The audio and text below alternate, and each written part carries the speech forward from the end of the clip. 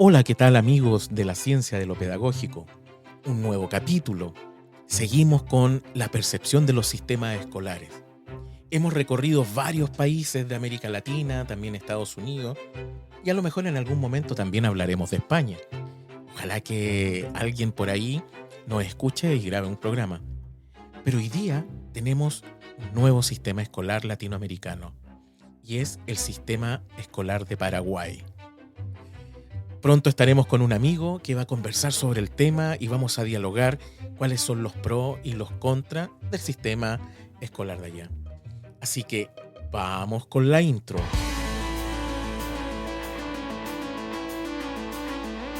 La ciencia de lo pedagógico con Gabriel Erices.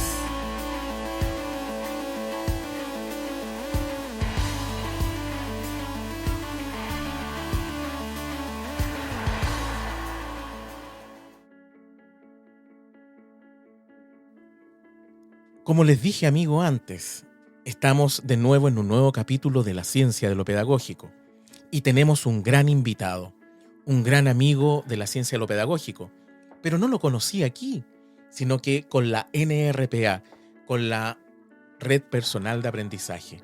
Y ahí nos fuimos conociendo y también después fuimos compartiendo como líderes GEC. Y él es líder GEC también allá en Paraguay. Le doy un saludo a nuestro amigo Marco. ¿Cómo estás, Marco? ¿Cómo estamos, Gabriel? Mucho gusto, un placer escucharte nuevamente. Igual. Oye, Marco, comencemos al tiro. ¿Quién eres? ¿Qué Bien. haces en el término educativo y en lo personal también? Bueno, en términos educativos, llevo más de 10 años en la educación. He enseñado en colegios bilingües y en institutos de lenguas, más enfocado en el área de inglés, lengua extranjera, inglés. Pero en los institutos netamente inglés, en colegios bilingües no solamente la lengua, sino también distintas materias, ya que tengo estudios en ingeniería en informática, me permitió dar clases en matemáticas, trigonometría, cálculos, física y demás, ¿verdad? Lo daba en la lengua inglesa. Eso en un plazo de 10 años aproximadamente en lo que sería en el ámbito educativo. No sé si es que respondí concretamente tu pregunta. Sí, por supuesto. Interesante. ¿Y cómo es hacer clase allá en Paraguay? Sobre todo, ¿tú has hecho a los niños de básica, de enseñanza media, humanidades, como se dice? ¿O solamente en la enseñanza superior? Bueno, te voy a comentar cómo se estaría definiendo aquí en Paraguay la Sí, ¿cuál es la estructura. estructura? Eso sería interesante. Bueno, la verdad que nosotros tenemos distintas partes en estructura. Sería, por ejemplo, primero el maternal, eh, luego vendría la inicial, luego la escolar básica y la escolar media. ¿Cómo se estructuraría esto? ¿Verdad? Prácticamente de 2 años a 4 años sería el maternal aproximado. Con el maternal también estaría la escolar inicial, la educación inicial. Luego vamos del primer grado al tercer grado, que sería la educación inicial, y la inicial se estructura en otras 3. Primer grado al tercer grado, ¿verdad? Que le llaman el primer ciclo. Ya. Luego el segundo ciclo, que vendría desde el cuarto grado hasta el hasta el sexto grado. Y luego ya vendría el séptimo, octavo y noveno grado, ¿verdad? Que sería el tercer ciclo. Luego vendría lo que sería la media, sería el primer, segundo y tercer año de la media. ¿A cómo se estructuraría esto en ámbitos de edades? ¿Verdad? Como ya le había comentado inicialmente, la educación inicial, ¿verdad? Que incluiría la maternal, va desde prácticamente de 2 añitos hasta 4. Luego la educación escolar básica, que va prácticamente dependiendo de qué edad ya ingresó la criatura a la inicial, va desde los 6 años hasta los 14 años, por ejemplo, y se estructuran los ciclos. Desde 6 años ya estaría el primero, segundo, tercero. Vamos a ir calculando hasta 9 años.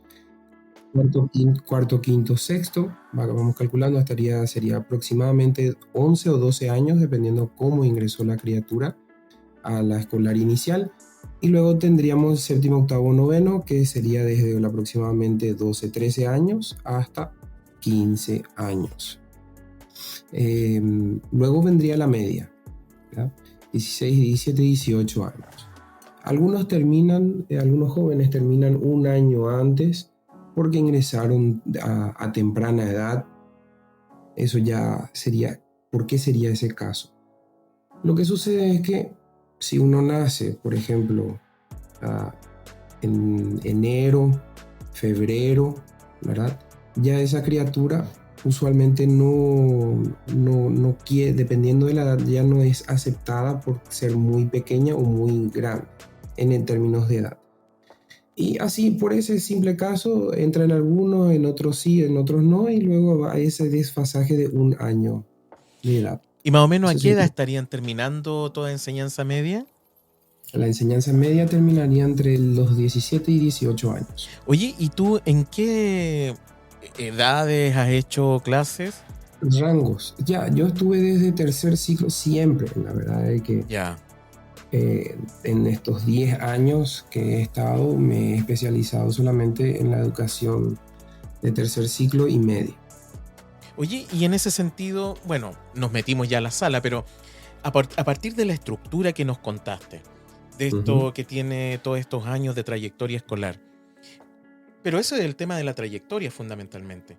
Pero si nos vamos más a lo macro, ¿cómo está estructurado el sistema escolar paraguayo?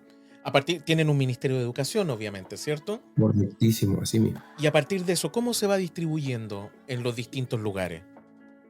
Ya. Bueno, la verdad es que el país está dividido en lo que en distintos países se llaman estados, pero aquí lo decimos departamentos.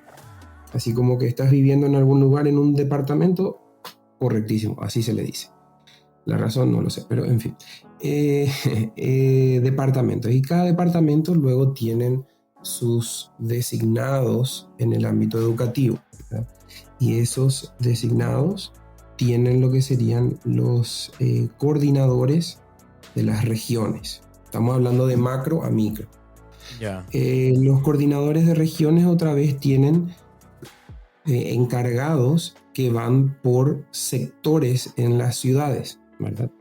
Esos encargados de sectores se encargan todos los colegios que estén dentro de esa área.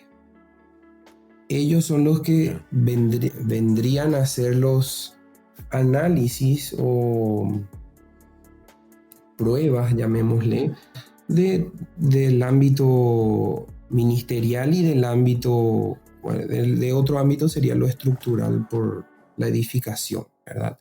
Eso sería ya por lo que llamamos aquí la municipalidad. Ya. Oye, y en ese sentido, por ejemplo, ya toda esa estructura, pero son colegios, por ejemplo, son puros colegios fiscales, hay colegios particulares, hay educación mixta. ¿Cómo se estructura eso? Así mismo, tenemos todos ellos, verán, aquí le decimos subvencionados. Los colegios están subvencionados totalmente, son los que dependen totalmente del Estado, ¿verdad? Luego están los que son parcialmente subvencionados, que dependen en determinados caracteres del Estado, pero se pueden sustentar o solventar individualmente en determinadas partes o ámbitos. Y luego están los privados. Los anteriores mencionados se le conocen como públicos y subvencionados. Y luego están los privados, que son los totalmente autóctonos. De igual manera, todos dependen del ámbito, o sea, del Ministerio de Educación. Quiere decir, respetan la estructura que hay, de todas maneras. Todos los colegios deben de respetar esa estructura. ¿A qué me refiero? Examen, corrección, notas, papeleo, todas esas cosas se tienen que presentar anualmente, los registros.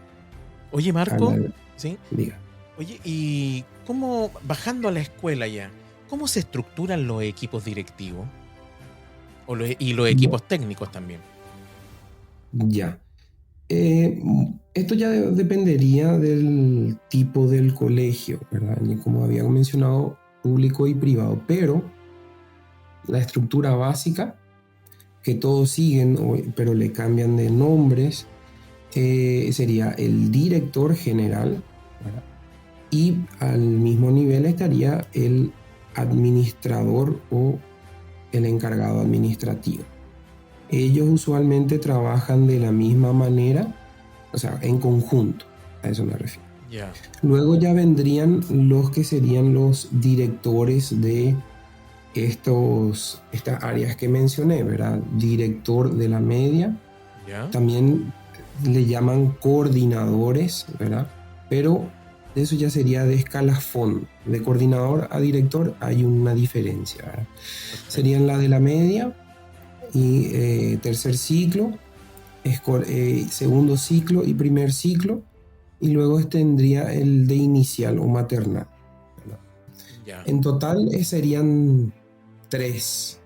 Si algunos quieren dar un cargo más, serían 4, porque en total serían 4. ¿Y la parte técnico-pedagógica estaría a cargo de este coordinador? El ámbito pedagógico y técnico, sí, ellos son los encargados de lo que reciben y recepcionan todo lo que sería las notas, tienen que pasar por un chequeo, ¿verdad? Ya. Dependiendo del colegio, ¿verdad? Está el chequeo del profesor, luego el profesor, si es que hay un coordinador, se le pasa al coordinador. Si no hay coordinador, va directo al director, ¿verdad? Luego ellos reciben las notas, el papeleo. Algunas veces hay un intermedio que es como un enlace entre profesores, alumnos, padres, ¿verdad? Que serían los tutores, le dicen algunos, encargados de ciclos, le dicen otros, que serían un intermedio que a veces ellos pueden recepcionar estas notas y luego ellos las pasan a los directores, ¿verdad? Oye, es toda una estructura. Sí. Es como, y es tan así como, voy a usar un concepto que a lo mejor no es muy catedrático, pero es tan así de cuadrada la estructura. Bueno, tuviste razón con el término, ¿verdad? No es tan, pero sí. Ya. Correctísimo. Oye, y en ese sentido ya, adentrándonos mucho más al aula, ¿cómo se forman las relaciones con los estudiantes? ¿Cuál es la relación profesor-estudiante? ¿Es buena, más o menos? ¿Es muy jerárquica o es más horizontal?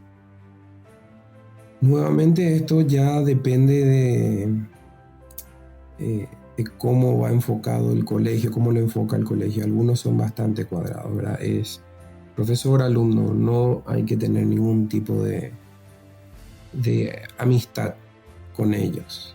Otros luego dicen de que no hay que tener ni relacionamientos, ¿verdad? Relacionamiento en el sentido de que además de ser profesor y demás, salen juntos y demás cosas, eso está prohibido también. En fin, pero sí, se intenta mantener una barrera o distancia con el alumnado, ¿verdad? Bastante, ya viene desde hace tiempo. En lo personal, siempre trato de seguir las normas, de mantener una distancia, siempre lo he mantenido, porque hay algunos alumnos que siempre te tratan ya como muy, muy amigo, ¿verdad? Que ya también me pasó. Y ese tipo de cosas, por ejemplo, sí llaman la atención a los profesores. Interesante, sería... Yo recuerdo, mientras conversaba, estaba recordando mis inicios como profesor. Yo fui guía Montessori en mi inicio, y en los colegios Montessori, por lo menos aquí en Chile, todos se tratan de tú a tú, no existen los cargos. El niño de prekinder le dice, si se llama, no sé, Victoria la directora, le dice hola Victoria. A mí me dice por mi nombre. El auxiliar de aseo trata por el nombre a la directora y al niño también, y el niño al auxiliar de aseo, y todos los cargos. Es así de interesante porque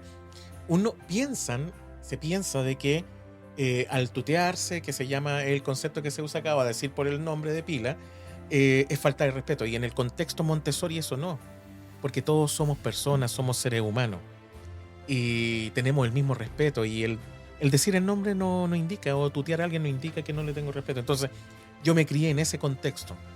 Obviamente también es medio cuadrado en algunas partes, acá va a depender de los lugares, porque las escuelas son jerárquicas realmente. ¿Ah? Sí. Ya, pero dejemos de hablar de la experiencia de acá. Volvamos a lo que pasa en Paraguay. Oye, y desde el punto de vista del currículum, ¿cómo está Paraguay en sus evaluaciones? ¿Su currículum es muy extenso, es corto? ¿Cómo se transita en eso? ¿Cómo son las clases? ¿Los profesores tienen profesionalización docente? ¿Son preparados por el Estado para que hagan buenas clases y de calidad? Bueno, nuevamente nos remitimos al tema de que depende ya de la institución, pero lo que sí el ministerio encarga como mínimo es que un docente tenga una profesionalización en la materia o en el área de que va a estar impartiendo, o que esté relacionada a las materias que imparten, porque en determinados colegios le usan a profesores para dar otras clases también. Usualmente ocurren en los bilingües, también en castellano, ¿verdad? Pero sí, una profesionalización. Ahora, con nuevas regulaciones, para llegar a estándares internacionales, para, por ejemplo, ser un colegio internacional, ya sea por el IB, International Baccalaureate, o el IGCSE, que sería de Inglaterra y de Europa, que sería International Grade of Certificate of Second, en fin. Y luego estaría el estándar americano. Para llegar a esos estándares, que todos los docentes tienen que tener una licenciatura.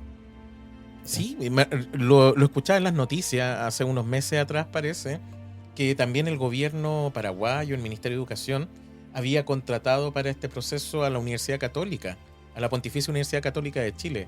¿Has sabido algo de eso? Vos sabés que no estuve escuchando. Sería interesante escuchar en un podcast esa información.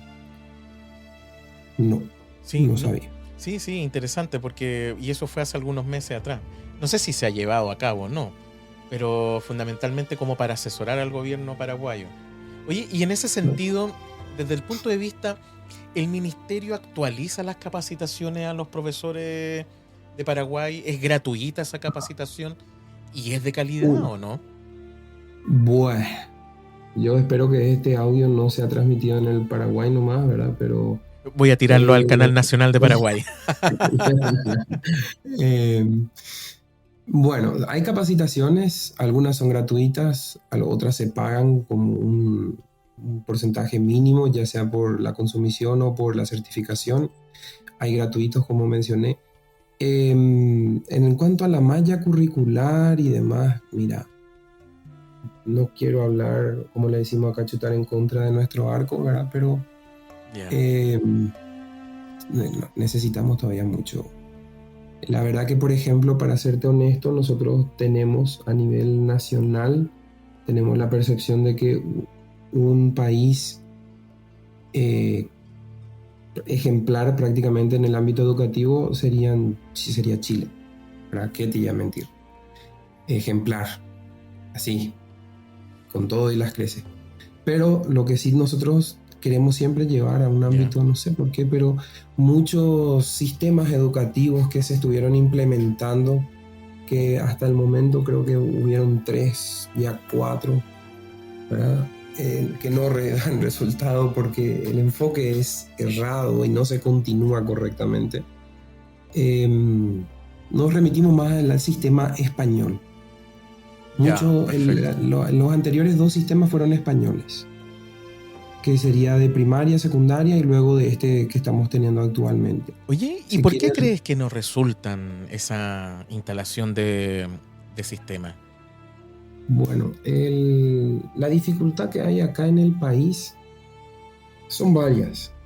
Te hablo desde un ámbito político, desde un ámbito económico, desde un ámbito social y desde un ámbito monetario, ya para la gente, no solamente del Estado.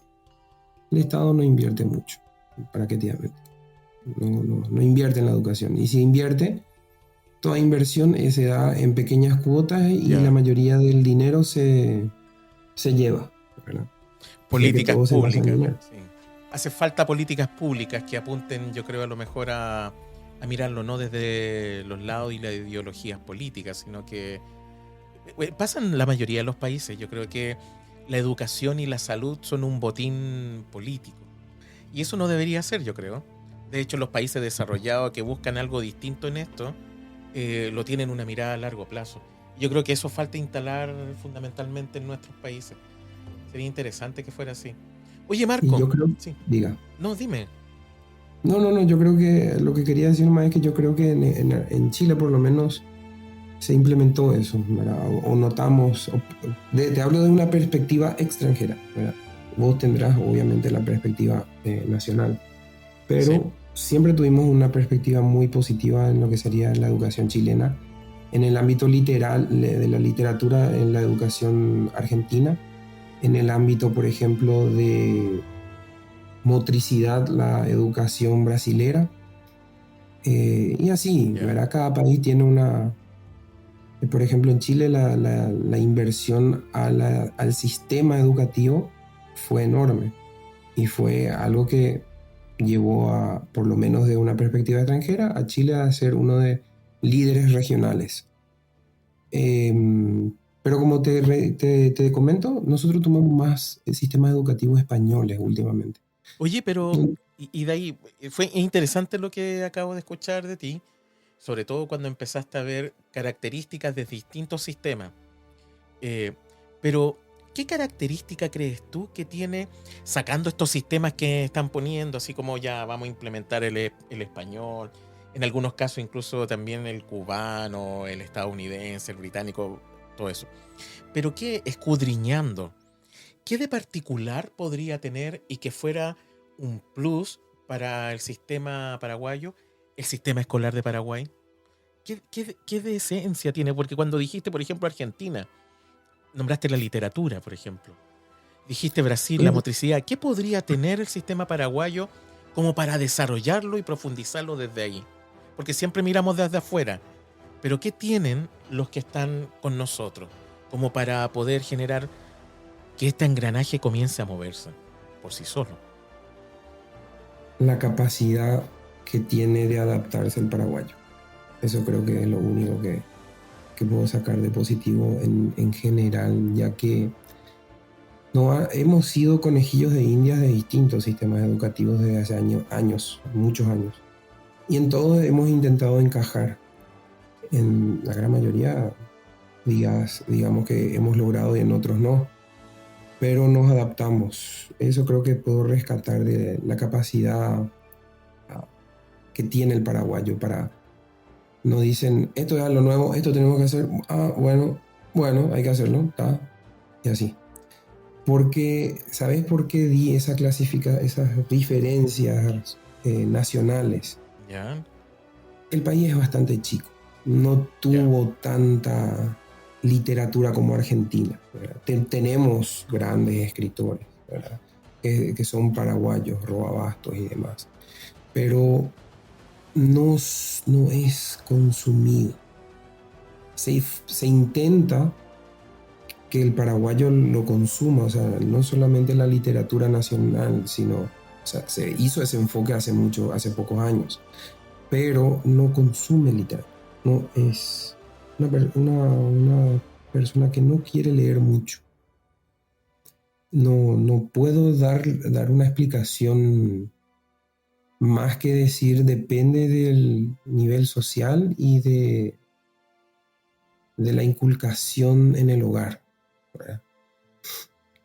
Eso también tiene que ver mucho porque el nivel alto educativo en Paraguay está muy sectorizado.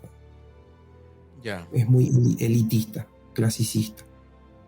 La gran mayoría no tiene esa gran capacidad de adquirir libros, comprar libros y demás, materiales. Por eso Pasa la mucho. mayoría son públicos que dependen del Estado, subvencionados completamente o parcialmente subvencionados.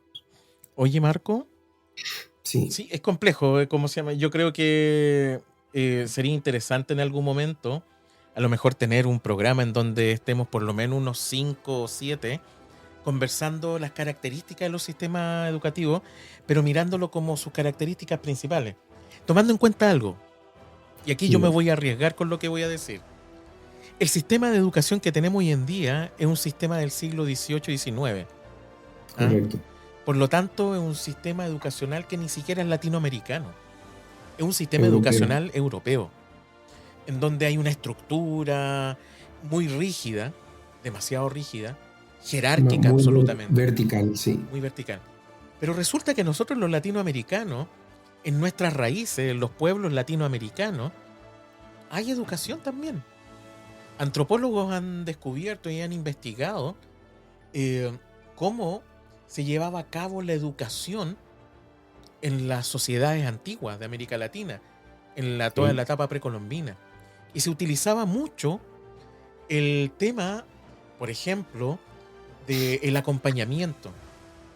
Por ejemplo, Padre y la aquí, madre. sí, por ejemplo, aquí los mapuches se sabía que la madre se quedaba con los niños, porque fundamentalmente el mapuche es un guerrero, y la mujer quedaba a cargo de los niños y ella los educaba. Por lo tanto, había un traspaso de la educación desde la madre hacia los niños. Y también tenían el tema, y aquí ya me estoy carrileando como diría un amigo, pero también uno entiende de que, por ejemplo, el tema de la cosmología era un tema fundamental para las culturas latinoamericanas y todas las culturas del mundo. Por lo Sí, tanto, además. ¿qué es lo que había que mantener en la cultura vivo y traspasar eso, que eso finalmente educar, es la cosmología que tenía cada cultura? Y ahí yo creo que tenemos muchas cosas que decir los pueblos latinoamericanos. Lo que pasa es que asumimos un sistema escolar que es de fuera. A mí me es interesante porque tú dices así, el sistema nos imponen el sistema español, este otro, pero siempre nos han impuesto sistemas externos. Nunca hemos mirado lo que tenemos y yo creo que hay que echar una mirada. Eso fue una carrilera Por mía, fue una ejemplo, reflexión no, nomás. ¿Ah? continuando con tu reflexión, te comento. En Paraguay, así como también en Chile tienen los mapuches, tenemos los aborígenes de aquí que se llaman los guaraníes, que era una de las tribus que existen. Hay distintas tribus guaraníes que se subdividen otra vez en su sistema de idiomas. Y era bastante amplio, ¿verdad? Estaban desde Brasil, Argentina, en Paraguay, incluso en determinadas partes llegaron parte de Uruguay y hasta parte de no, Bolivia no llega, pero por ahí estaban, conflicteaban, en fin. Y en la educación de los aborígenes acá, por ejemplo, los niños eran educados por los padres, ¿verdad? Los niños varones eran educados por ambos, primero por la madre y luego por el padre, para la caza, la pesca y demás. Y la madre más le enseñaba lo que sería la cocina, ¿verdad? El otro le enseñaba la casa. Todo lo que sería del hogar, la madre. Todo lo que sería en el exterior y la supervivencia, el padre. Así se le educaban aquí a los aborígenes. Y así como también dijiste, también tenían no una cosmología tan avanzada. Tenían una básica, le daban también nombres a determinadas constelaciones de animales aquí en nativos. Pero en fin, para no continuar tanto con el tema, No, pero súper eh, interesante en todo caso, Marco. Yo creo que en algún momento tenemos que hablar de nuestras culturas y cómo ellas se reflejan en la educación. Pero algo de eso está en nuestro sistema. Oye, y yéndonos también al asunto del sistema escolar, volviendo al centro del sistema escolar paraguayo, ¿cómo se dan las relaciones al interior del aula, por ejemplo, con los niños que tienen necesidades educativas especiales? ¿Hay alguna ley que los proteja y que los ayude para que puedan ay, los profesores planificar en conjunto y correcto, que aprendan ellos? así mismo. Desde hace unos años atrás, un aproximado de creo que 5 años atrás aproximadamente, se lanzó la ley, ¿verdad? Y desde ese entonces se empezó a imponer prácticamente a los colegios a tener un tipo de cuidados, tratos, metodologías, reportes y demás para jóvenes con capacidades diferentes, ¿verdad? Esto van desde capacidades ya motrices, lingüístico, incluso psicológico. Tenemos los casos de estos trastornos tan Ya, famosos que sí. ahora no se vienen. Asperger, por ejemplo, El TEA, por ejemplo. Oye, el TEA. ¿y ellos se integran a la normalidad en la escuela? ¿Quiere decir con todos juntos o tienen que ir a escuelas especiales? No, desde que se implementó esa ley, tienen que estar en el aula, ¿verdad? Pero fue Genial. un progreso a eso. Sí. Antes era ir a un aula distinta y ahí se le enseñaba de manera separada. Pero por la ley y por regulaciones de esta ley dicen de que esto causa una especie de falta de aceptación, tanto en los niños que están en el aula hacia esta persona con discapacidad y también el ámbito de socialización de esta persona con discapacidad con el resto de los compañeros. Entonces, al final hicieron de que se quede en el aula, ¿verdad? Lo cual hay una percepción muy amplia de los profesores de que dificulta las clases en la secundaria, por lo menos. Pero Entonces, ahí mismo una consulta. ¿La ley no exige que tengan, por ejemplo, una psicopedagoga o también. educador diferencial o algún terapeuta ocupacional o un psicólogo que ayude al profesor para que le dé por lo menos la guía por dónde ir o no? ¿O ayudar Sí. y estar como coeducadores dentro de la sala? Todo lo que mencionaste se aplica en la mayoría de los colegios privados. En los Reitero, públicos no. en los públicos no tanto. Pero si hay una ley, ¿el Estado no financia eso? Sí, pero no hay, digámosle, mucha capacitación para una educación diferencial. Tenemos los psicólogos, los psicopedagogos, los técnicos en los colegios privados, ¿verdad? Están también en algunos colegios subvencionados, pero no en todos los colegios públicos, ¿verdad? Esa es una realidad. Pero Ya. sí hay ese trato y esa enseñanza, ¿verdad? Lo cual en determinados colegios es bien recibido, en otros no tan bien, pero de igual manera los chicos también algunos lo reciben bien, otros no lo reciben tan bien. Y también está desde la perspectiva y desde la realidad del joven con la discapacidad, que a veces Ya. lo puede pasar bien y que a veces no lo puede pasar bien.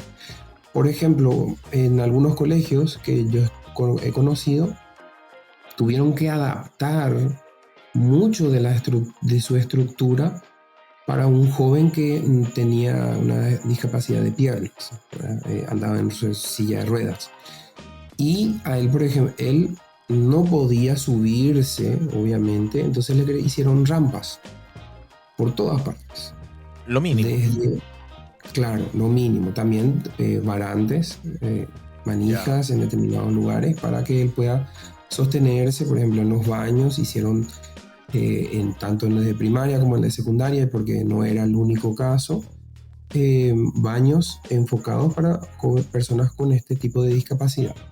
Y así, o sea, se implementa, mucho depende del colegio privado, del colegio subvencionado, pero en los públicos todavía hay que mejorar, no solo en ese ámbito, hay mucho.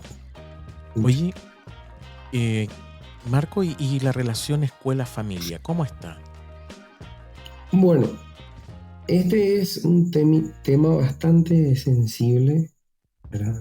Porque en muchos colegios o sea, todos los colegios en sí, los que yo he estado, la mayoría han sido privados. Entonces, yo te hablo de la perspectiva privada. Hay se hacen entrevistas, tanto, por ejemplo, durante el año por situaciones tanto académicas como conductuales. Se hacen reuniones con los padres, entre los directivos y plantel del personal educativo, como presentación, tanto al inicio del año como al final, cuando se hacen las entregas de certificaciones, ¿verdad? Oye, pero los padres son comprometidos con la escuela. Y ahí es donde entramos en el ámbito sensible, Gabriel. No todos son así. Muchos de los padres sí, quiero decir la mayoría porque he conocido muy buenos padres. Pero así como he conocido muy buenos, también me he encontrado con padres que no sabemos qué tienen en la cabeza por la manera que enfocaban tanto el trato con el hijo como el trato con la institución. ¿Por qué te digo esto? Porque en el ámbito privado tienen la idea de que yo pago tu salario, ¿verdad? Entonces vos me servís a mí, ¿me entendés? Entonces, al tener esa perspectiva, los padres, que en la mayoría de los colegios tanto hay grupos de padres, hay como grupos estudiantiles, tienen mucho poder, no poder, peso. Entonces, si de repente a un padre no le picó algo y no se las tomó con algún profesor, le pueden echar, ¿verdad? Tanto depende del actuar del profesor, pero si es que no, el colegio no encuentra fallas, no sé cómo justificaría un despido, ¿verdad? Pero algunos pocos salen a favor de los profesores. Pocos. Complejo. Oye, ¿Sí? y bueno, pero hay apoderados que se comprometan, yo creo, ¿no? También hay buenos padres. Como en hay todas partes. Sí. Oye, y esta pregunta se la he hecho a todos nuestros amigos y amigas que han estado en esta conversación y diálogo. Y no puede faltar. ¿Qué sucedió durante la pandemia? ¿Cómo los pilló parados, como diría un amigo y un poeta chileno? Bueno, vamos a empezar primero desde unos años antes de la pandemia. ¿A qué me refiero con esto? Aquí tuvieron desde hace años un rechazo a la tecnología. Terrible. No se permiten celulares, los alumnos no pueden traer equipos o dispositivos electrónicos, y si traen celulares se los guardan o no lo pueden sacar porque si no se los decomisan. Se llaman a los padres, etcétera, etcétera. Eso sería. Y eso va desde el inicio creo que de la tecnología en el uso de la educación. Acá, por ejemplo, bueno, en fin. Durante la pandemia hubo un choque enorme a nivel nacional contra una pared, así te simplifico todo. Y el Estado trató de solucionarlo lo más rápido posible, pero del 1 al 10, yo diría de que sus esfuerzos, sus inversiones y lo que intentaron en ese periodo de la pandemia, le daría con suerte un 5 de 10. ¿verdad? Oye, ¿y la infraestructura en ese sentido estaba preparada o no? Bueno, aquí en Paraguay ya hubieron muchos cursos a distancia, a que se le decían cursos virtuales, ¿verdad? Desde hace tiempo hubieron universidades que ya lo implementaban, ¿verdad? Cursos a distancia en cursos virtuales.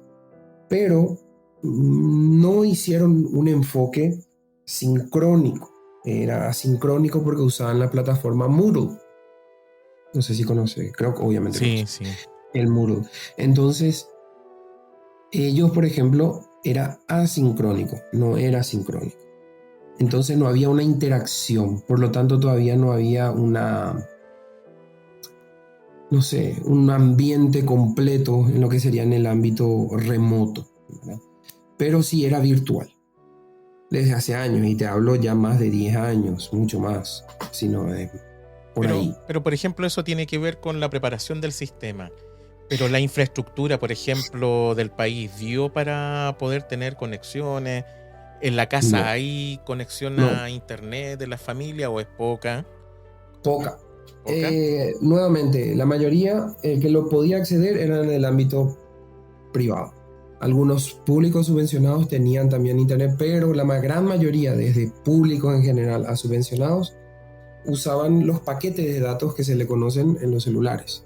Y de esa Ya. manera daban sus clases. Hubo un apoyo de distintas operadoras telefónicas a nivel país durante la pandemia, donde dijeron no vamos a cobrar el uso de paquete de datos si es que solamente acceden a la plataforma del Estado Nacional, que es como que intentaron hacer una fusión entre Moodle con Classroom y Canvas, ¿verdad? Canvas. Ya.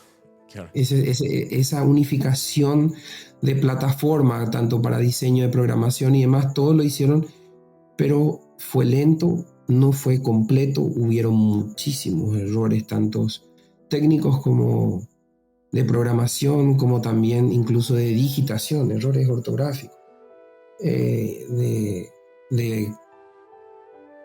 trabajo y demás, ¿verdad? Pero entonces, ¿qué pasa? Al fin y al cabo no le sirven a todos, porque la mayoría, por lo menos decentemente, querían dar o en un Zoom, o en un Meet, o en un Jitsi, o en un Skype, ¿verdad? Sí, po. Incluso se usó WhatsApp. Se usó WhatsApp para dar clase. Algunos colegios usaron como su sistema luego de Sí, manejo educativo. es que mientras sirva, yo creo, y ayude para aquello, yo creo que está bien. Oye, Marco, Correctísimo. bueno, yo creo que la pandemia nos pegó a todos muy fuerte, ¿eh? Pero todavía estamos en ella, todavía no se ha ido.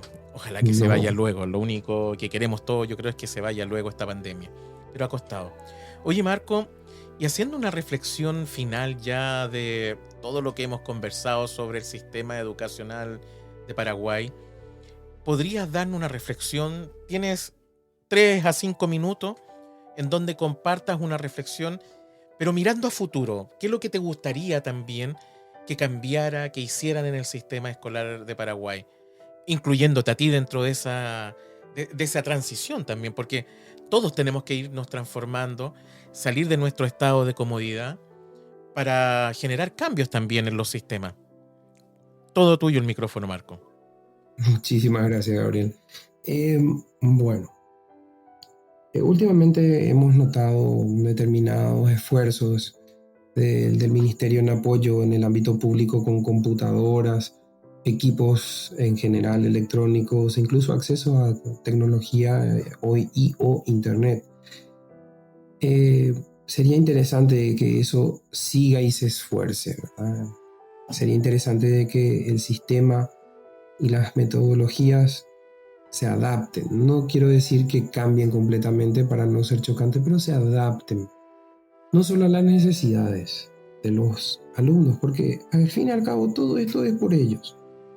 Nuestro interés es solamente de que esos jóvenes salgan como gente decente y se realicen e intenten lograr sus metas, ¿verdad? Ese es el deseo de prácticamente todos los profesores, de toda la gente en el ámbito educativo, según yo lo creo, ¿verdad?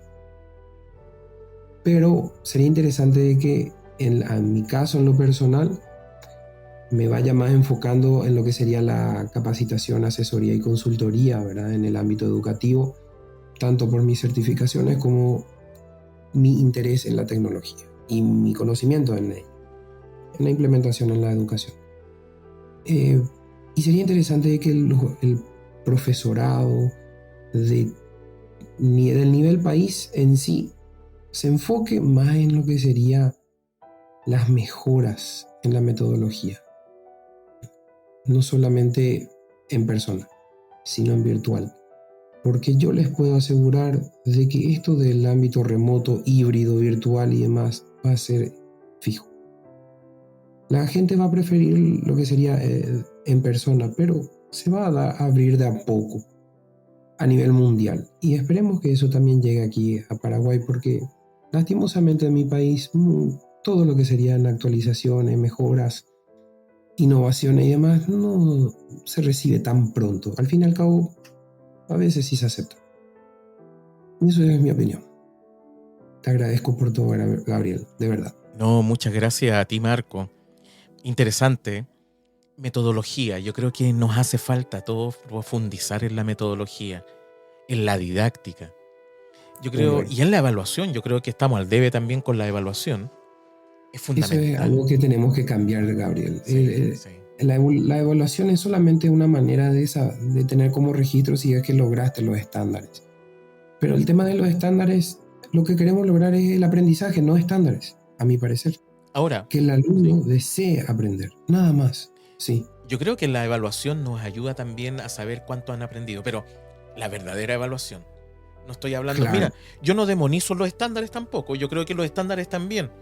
Yo creo que las pruebas estandarizadas bien. El tema es cuando estandarizamos la evaluación solamente en ese lado. Así mismo. La evaluación es diversa. La evaluación, uno puede usar distintos formatos, soportes de evaluación. Por lo tanto, no necesariamente escrito como sí, siempre hacemos. Los instrumentos son diversos. De hecho, hacer un portafolio, por ejemplo. Hacer un mismo podcast. ¿Por qué no puedo evaluar a mi alumno, por ejemplo, en expresión oral cuando estoy en...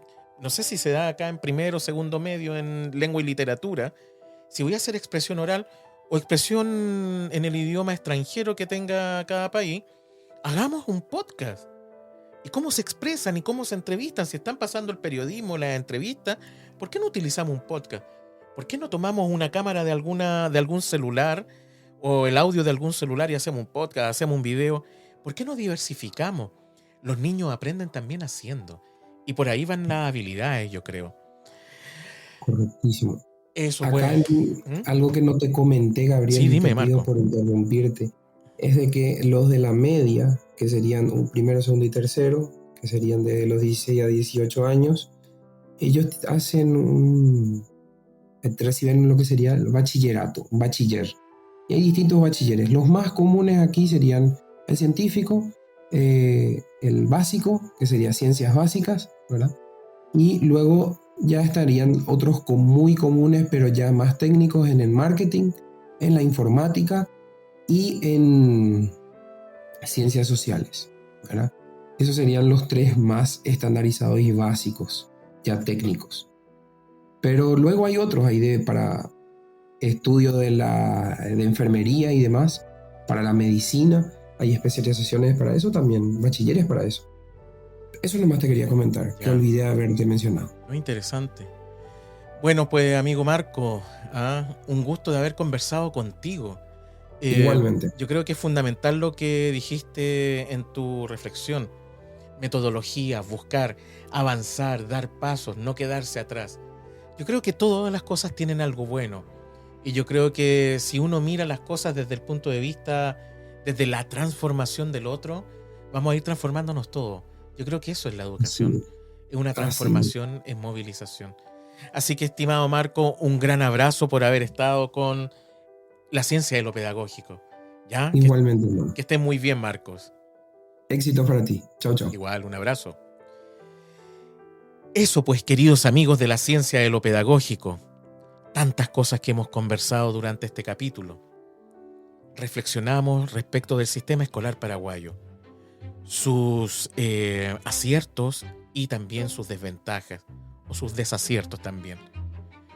Pero tenemos que, como dijo Marco en algún momento, tenemos que tener una mirada positiva y también apuntar a cómo queremos y qué es lo que queremos cambiar. Eso es, pues, amigos y amigas.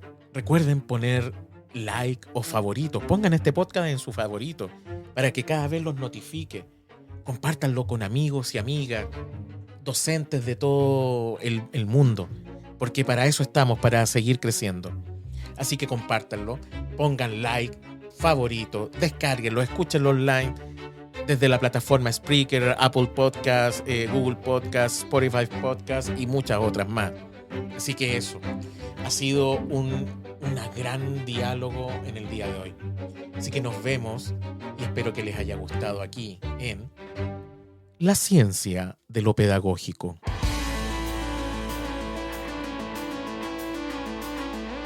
La ciencia de lo pedagógico. Con Gabriel Erices.